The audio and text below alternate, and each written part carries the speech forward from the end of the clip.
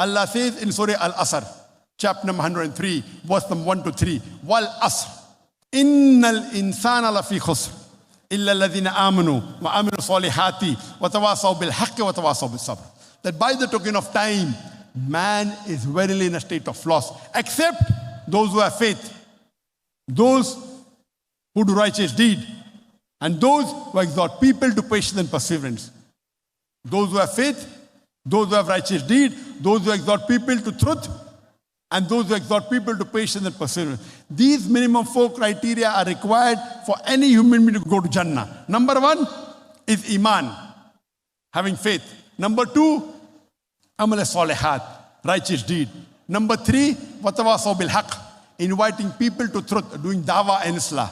And number 4, Watawasaw bis Sabr, inviting people to patience and perseverance. If any one of these criteria is missing, under normal circumstances, you shall not go to Jannah.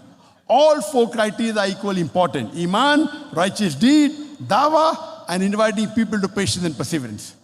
So Quran gives you the formula to attain Jannah, to go to paradise.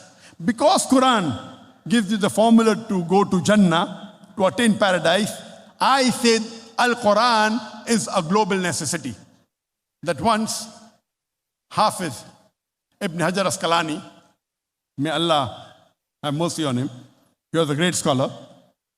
He wrote the Sharah of Bukhari, the second most important book after the Quran. When he was going in the marketplace with his entourage, he was the chief Qazi, and people, a poor Jew, he comes and he catches the mule of Hafiz Ibn Hajar Asqalani, rahimullah. And he tells him, I heard that your prophet said, this world is a prison for the believers and it is paradise for the unbelievers. The Hafiz Ibn Hajar Asqalani says that I know what's going to happen in the future. And I know that in Akhirah, in the next life, for the believers, we will get paradise.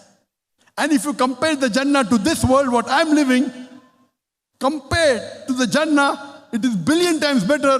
This world with all the wealth is a prison.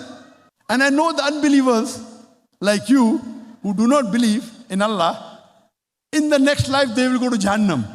And the Jahannam will be so bad that even if you are the poorest man in the world, if you compare to Jahannam, this life will be like paradise compared to Jahannam.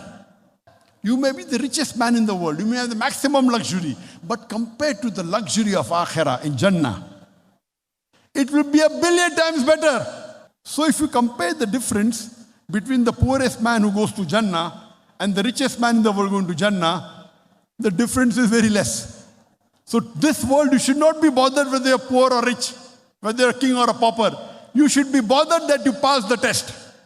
Because the Jannah, and the Prophet said it is more easier for the poor man to go to Jannah than a rich man. Because the rich man has to give hisab kitab. He has to give accountability of everything. More difficult. So comparatively, it is billion times better than the richest man in the world. And compared to the poor man also, it is a billion times, hardly any difference. And the Jannah is so worse, the description given in the Quran and the Hadith. Even if you are the poorest man in this world, it will be like paradise. The fire, when it comes on your feet, your brains will boil. Can you believe?